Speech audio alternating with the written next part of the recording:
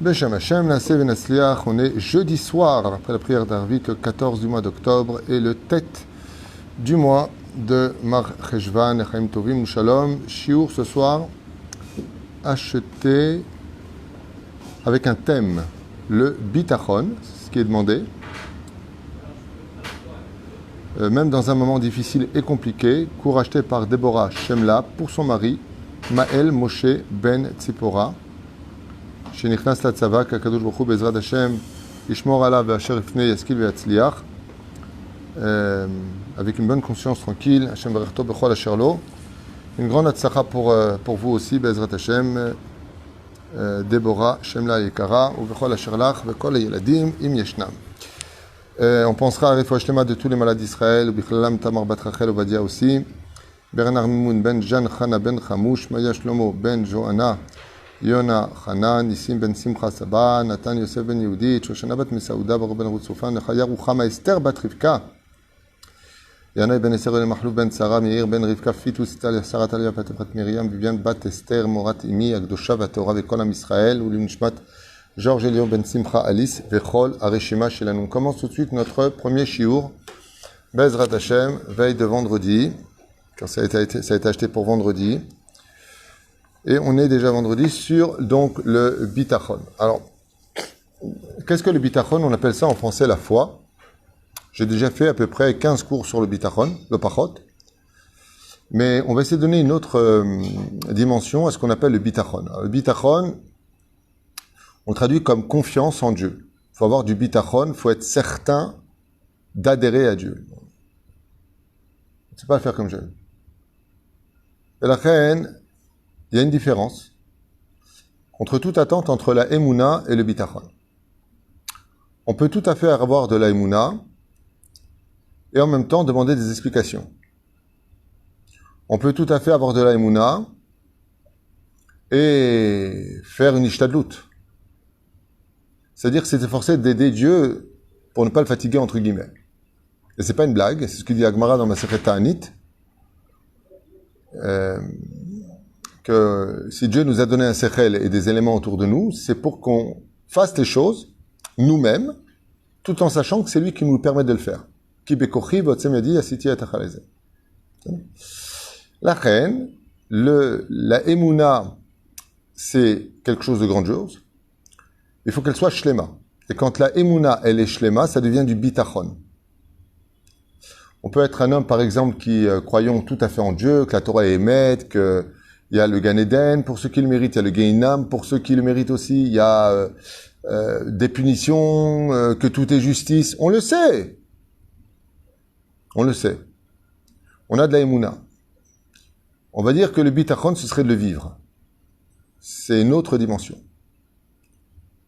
On a beaucoup d'exemples de Emouna qui ont été dits dans la Torah et qui nous font réagir.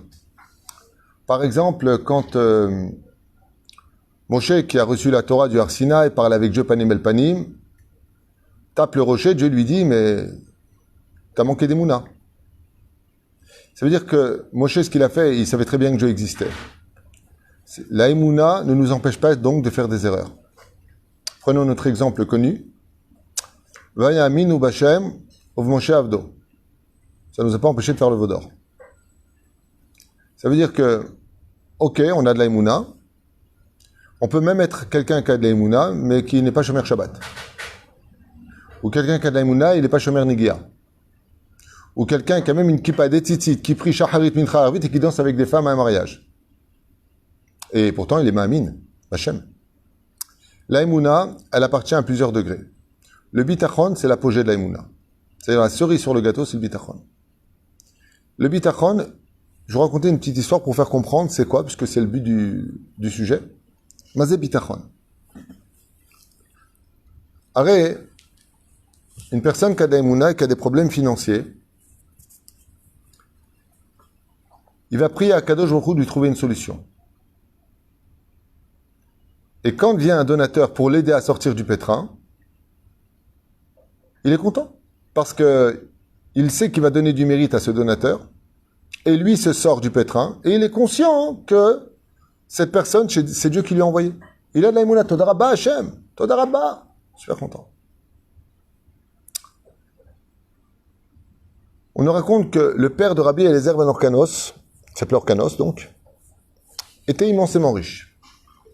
Immensément riche. Et un jour, il a eu une crise comme ça où il a pris une caisse et il a mis dedans des pièces d'argent. Et dans ce coffret, il y avait l'équivalent d'aujourd'hui 300-400 000 shekels, ce qui est énorme. Et il est parti voir une personne qu'il pensait être pauvre. Il lui dit, tiens, je vais t'aider, je vais te faire de la tzedaka, il lui a dit. Il lui a dit, garde ton argent, j'ai pas besoin de ta tzedaka. Top. Il est parti jusqu'à Jérusalem et il a proposé son argent à des gens. Mais il voulait pas donner un peu à droite, un peu à gauche. Il voulait donner tout cet argent pour enrichir une autre personne. Et malheureusement pour lui, ce jour-là, il n'a pas rencontré de pauvre. Alors ce qu'il a décidé, c'est d'aller en delà de la ville. Et de loin, il a remarqué une silhouette qui était assise sur un rocher. Et quand il s'est approché de lui, il a remarqué un juif qui était habillé vraiment avec très peu d'habits sur lui. Et il a dit, enfin un pauvre. Enfin un pauvre. Il regarde comme ça, il lui a dit, tu sais, aujourd'hui c'est ton jour de chance puisque je vais t'enrichir. Alors celui qui est habillé avec très peu de vêtements pour le couvrir à peine le corps, le regarde comme ça sur le rocher. Il lui dit, tu veux m'enrichir? Il dit, moi je manque de rien, Baba. Mon ciel, pardon. Le toit, c'est mon ciel. La forêt en face de toi, ce sont mes murs. Je trouve toujours de l'eau à boire et j'ai toujours quelque chose à manger malgré tout à la fin de la journée, même si je mange extrêmement peu. Et j'ai pas besoin de ton argent. Et là, Orkanos s'est mis en colère et il est parti. Et il a dit, puisque personne ne veut de mon argent, il s'est senti vexé. En plus d'un homme qui n'avait absolument rien, qui vivait sur un rocher, qui était assis en train de regarder le ciel, en train de réfléchir. Waouh! C'est quoi, toi-même, tu veux pas de mon argent? Il s'est senti vraiment vexé. Il a dit, puisque moi je suis parti pour donner cet argent, moi qui suis immensément riche, il a enterré cette caisse dans la terre. Il a pris un champ, entre deux arbres, il a creusé, et il a enterré sa caisse d'argent. Voilà que 20 années passent, et la guerre avec les Romains commence, et ils ferment la ville, et ceux qui avaient de l'argent se retrouvent de plus en plus serrés. Et voilà que Orkanos se rappelle que 20 ans en arrière, sur un coup de folie, il a enterré une caisse d'argent, toujours valable à cette époque, pour une somme astronomique. Et donc, retrouve le sourire et va chercher cette caisse d'argent. Il creuse, il entend la caisse, hyper content, personne ne l'a jamais trouvée, il sort sa caisse, il l'ouvre, il voit qu'il ne manque pas une pièce. Et il dit, je suis refait. Anis Sameach Meod. Le problème, c'est qu'en se levant avec la caisse d'argent, il sent une main très lourde se poser sur son épaule, il se retourne, il voit deux gendarmes de l'époque. Et les deux gendarmes de l'époque, en lui disant, voleur, où tu as volé cet argent? Habillé comme tu es, d'où tu viens, la vérité, je ne crois pas que cet argent t'appartienne. Et lui, il se met à prier, à pleurer, je vous promets, je vous jure, c'est mon argent, il y a 20 ans. Et il va raconter ça à qui tu veux. Les Romains l'emmènent chez le gouverneur. Et il est jeté comme ça devant le bureau du gouverneur, un homme très puissant comme ça, bien imposant. Et il lui dit, de quoi es-tu accusé? Il lui dit, je suis accusé d'avoir volé de l'argent qui est mon argent. Alors il lui dit, ton argent, tu peux prouver que c'est ton argent? Il dit, oui, je suis Orkanos, j'étais très riche avant, j'avais tout, et à cause de la guerre, vous avez tout fermé les frontières, donc on pouvait plus amener de marchandises, donc je pouvais pas livrer mes fruits, mes légumes, mes tissus. Donc, je me suis rappelé qu'il y a 20 ans, j'avais enterré cet argent. Tu enterres de l'argent? Raconte-moi un peu plus sur ton histoire. Et il y a 20 ans de ça, j'avais reçu beaucoup de réussites financières et j'ai voulu aider un pauvre et je suis parti à Jérusalem, j'ai pas trouvé. Ce jour-là, tout s'était fermé devant moi jusqu'à ce que je trouve un abruti comme ça sur un rocher. Un homme bizarre comme ça. Et je lui ai proposé cet argent pour qu'il fasse tout ce qu'il veut avec. Et il a vu ma caisse, il a vu l'argent, il m'a dit, mais moi j'ai pas besoin de ton argent, j'ai tout ce qu'il me faut, alors qu'il avait rien, c'était un souillon, il avait rien sur lui. Il m'a dit, le ciel, ça me suffit amplement, parce que j'ai de quoi manger, j'ai de quoi boire, quand j'ai froid, je me mets dans des écorces d'arbres. Et un fou! Quand j'ai vu ça, j'étais tellement en colère qu'il m'est frustré, même lui, il veut pas de mon argent, que je l'ai enterré, et aujourd'hui, je suis parti le reprendre. Le gouverneur, comme ça, il le regarde et lui dit, écoute, Orkanos, prends ta caisse et rentre chez toi en paix. Il lui dit, pourquoi vous me croyez, vous? Il lui a dit, moi j'ai toutes les raisons de te croire. Parce que le pauvre débile dont tu parles qui était sur le rocher, c'est moi. Et là, il dit, mais je ne comprends pas. Vous êtes gouverneur? Il lui a dit, Dieu, il a ses plans. Moi, je ne les connaissais pas. Mais il y a un degré que j'ai acquis de mon père, c'est d'avoir toujours une totale confiance en Dieu. De ne jamais se plaindre. Jamais se plaindre. De toujours dire Toda pour ce que Dieu nous donne. Jamais. On sait que Dieu nous aime et que ce qu'il nous fait, c'est ce qu'il y a de mieux. Si Dieu voulait que je sois sur le rocher, que pour lui, c'est ce qu'il y a de mieux pour moi, je le reçois avec amour. Je le reçois avec ira. Sache que depuis ton passage, depuis 20 ans, le lendemain, mon mazal a déjà commencé à monter. Et kachayu advarim. Un bal bitachon, c'est une personne qui n'ira jamais chercher de l'aide, bizarrement, chez les autres. Il s'adresse à Hachem, et tout lui sourit. Mais cet homme-là, mettant pour sortir de clochard sur un rocher pour devenir gouverneur, à un tellement haut degré, une paye aussi importante et tellement d'honneur, il a été aidé par les hommes. Mais il a été aidé par les hommes de façon à ce que les hommes ne peuvent pas dire « c'est moi qui t'ai enrichi ». Qu'est-ce que tu veux en contrepartie de cela? Un Baal Bitachon ne fait appel à personne. Il parle qu'avec Dieu. Maintenant, pour savoir si vraiment on aura un tel niveau de Bitachon. Intéressant. Quels sont les ingrédients pour y arriver? Au sage de nous écrire quelques précisions. D'abord, au niveau de la halakha, il dit comme ça, Mi she'eshlo midat habitachon, b'Hashem itbarach be'emet. Donc on parle vraiment de emet. Celui vraiment qui a du bitachon b'Hashem, boteach b'Hashem. Vous savez ce que dit le roi David? Chesed yesovevenehu. Le chesed tournera toujours autour de celui qui a du bitachon b'Hashem. Be'emet. U'ma'amin b'Hashem be'elef achuzim. Il n'y a pas de doute. C'est du chesed qu'il aura. Il n'aura que de la bonté qui viendra à lui. Mais pas, il pleure la nuit, il se réveille le jour, il dit bon, c'est bon. Be'emet tout le temps. Aval omeret ha'alacha. Afilu im nigzar alav halila kama gzerot raot. Même s'il vient des épreuves extrêmement dures sur lui. Extrêmement dures sur lui. Yefshar le midat adin lishlot alav. La midat adin, c'est-à-dire les anges accusateurs, ne peuvent rien faire contre quelqu'un qui a du bitachon b'Hashem. Le bitachon est tellement important que même si une personne n'a pas de mérite parce qu'il a du bitachon en Dieu, pour ça Dieu le sauve. Beaucoup de sectes et de fausses religions ont utilisé ce joker. Croyez en moi et vous serez sauvés. Pourquoi est-ce qu'on en arrive à dire une phrase pareille? Parce que quand on a du bitachon, on ne réfléchit pas. C'est bizarre. Mais on a une telle confiance en Dieu qu'on, par exemple, on voit Avraham Avinu, il n'a pas de l'aïmouna, il a du bitachon. Fournaise ardente, il rentre. C'est-à-dire, sauve-toi. Tu crois en ce que tu crois, tu n'es pas obligé d'aller mourir pour ça. Lech lecha. Tu arrives, il y a la famine. Demande à Dieu pourquoi tu m'as emmené ici. On te prend ta femme Sarah. C'est ça mon salaire, tu me prends ma femme. C'est le mazal de l'homme. Rien. Fais la Brit Mila. Renvoie Ishmaël. Waouh. Pour finir avec quoi? Prends ton fils et va le tuer. C'est pas possible, je peux pas. Je peux pas aller tuer mon fils. Comment tu peux me demander une chose pareille? Il y avait la Vodazara, la Molech. Les gens sacrifiaient des enfants. Tu me demandes d'aller sacrifier le mien? Et j'aurais dit d'arrêter de faire ça. Abraham ne réagit à rien. Rien. Quand Akadosh Baruch Hu demande à Moshe et à Aaron d'aller libérer les enfants d'Israël, Moshe fait du Lachon Hara. Mais ils ne me croiront pas. Ce qu'il faut savoir, c'est que le bitachon, c'est un reflet. C'est-à-dire que si tu veux qu'on croie en toi, il faut que toi aussi tu crois en ce que tu fais. Il y a une grande différence au niveau de la démagogie d'un vendeur qui vend avec bitachon ce qu'il vend, que celui qui est venu vendre pour faire de l'oseille. Parce qu'il ne croit pas en ce qu'il vend, mais ça s'entend dans la voix. C'est très, très important de le savoir.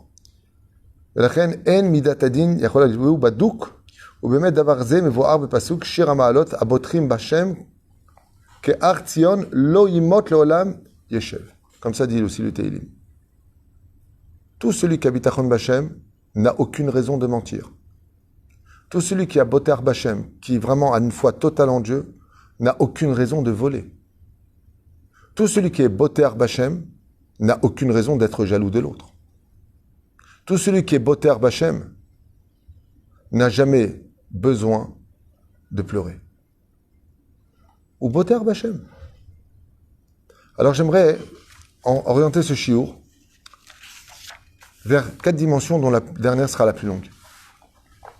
Si ça vous intéresse, on va essayer de faire ça en kitsour, parce qu'après ça, il y a un autre shiur, plus petit, plus court, mais on ne sait pas si on le fera ou pas.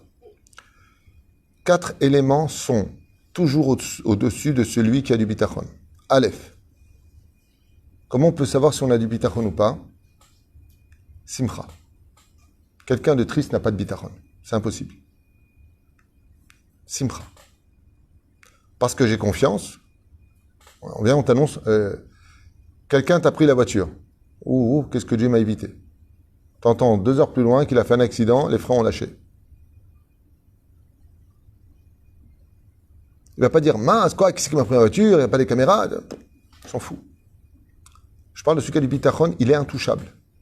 Intouchable. En tout cas, il perd jamais le sourire.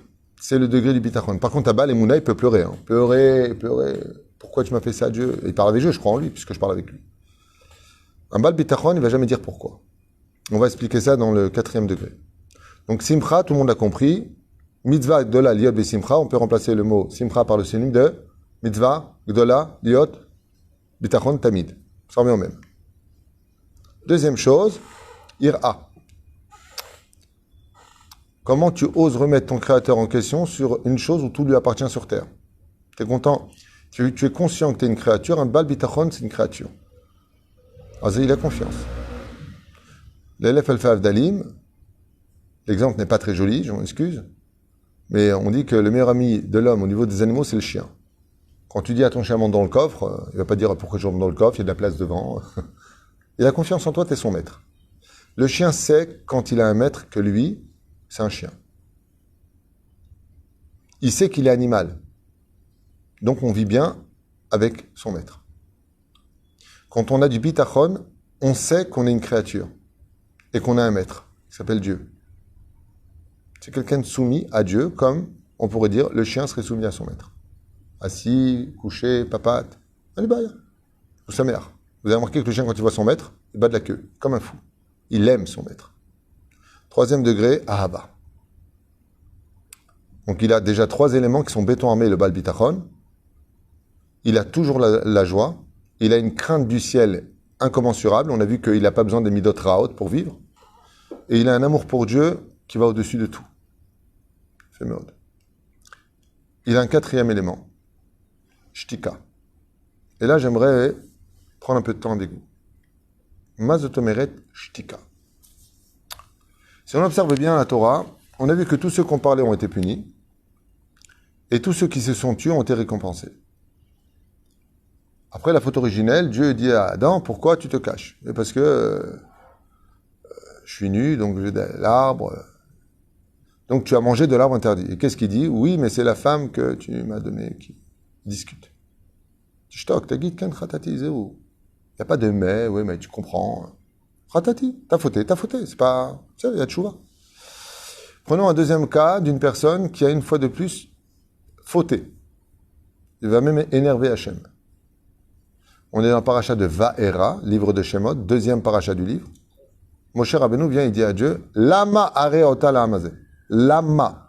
Pourquoi tu fais du mal à ce peuple? Chazal disent à cause de ce mot Lama, Moshe Rabbeinu ne rentrera pas en Israël. Parce que Israël s'acquiert par le bitachon.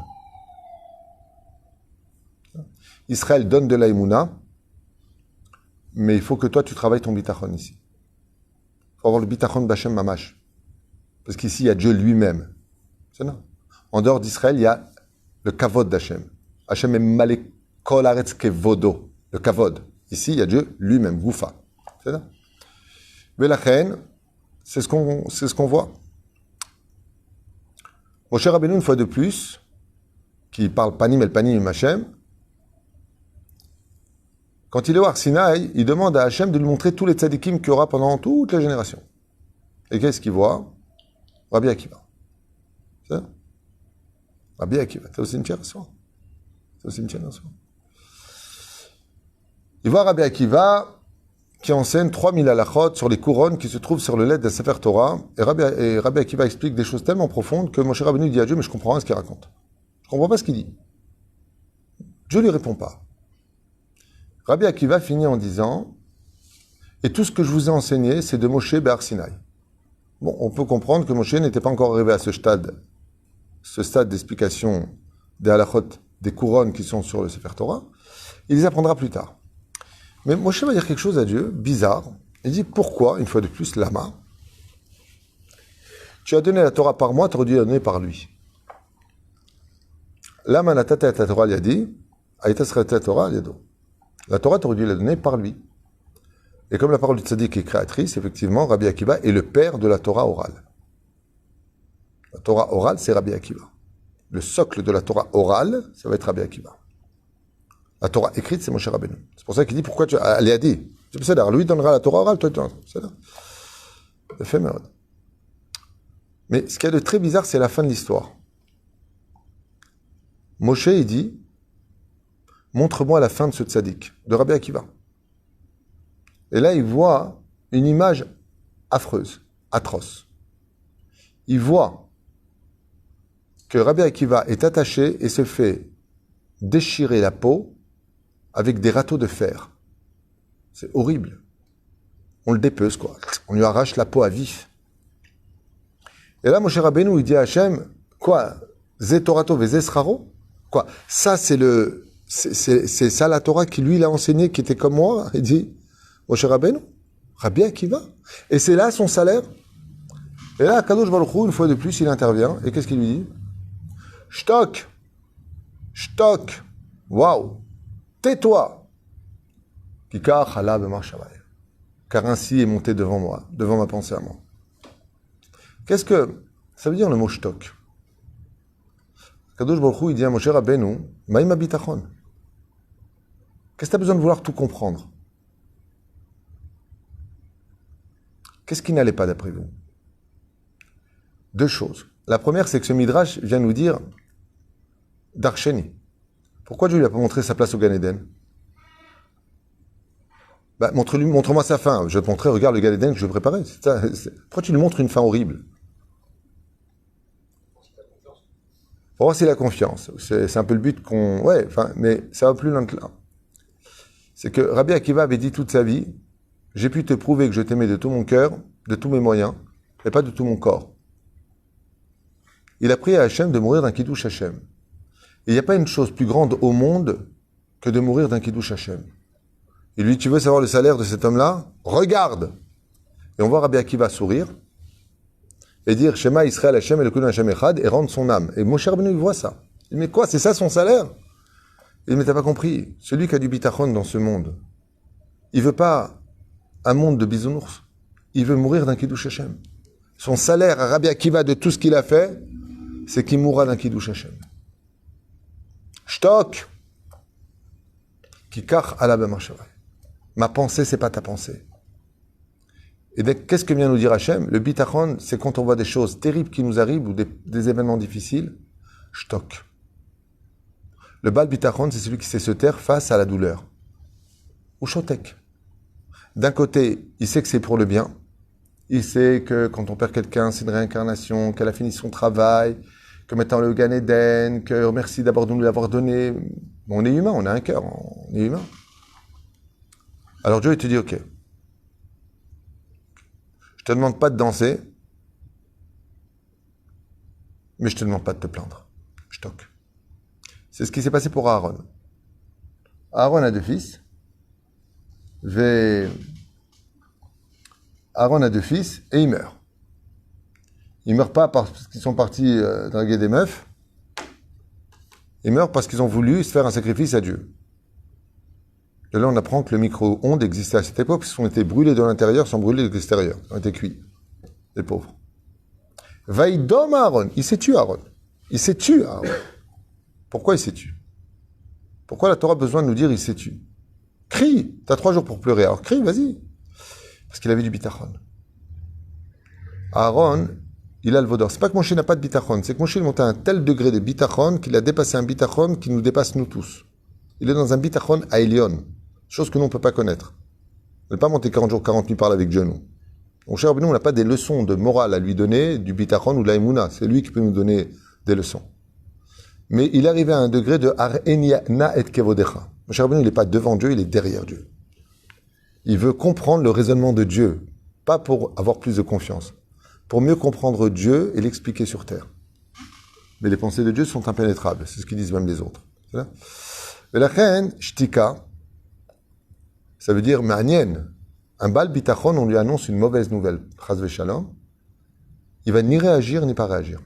Il va garder le silence. Prenons un exemple très connu d'un homme, Yaakov Avinu. Les rêves de son fils. Parashat Vayeshev.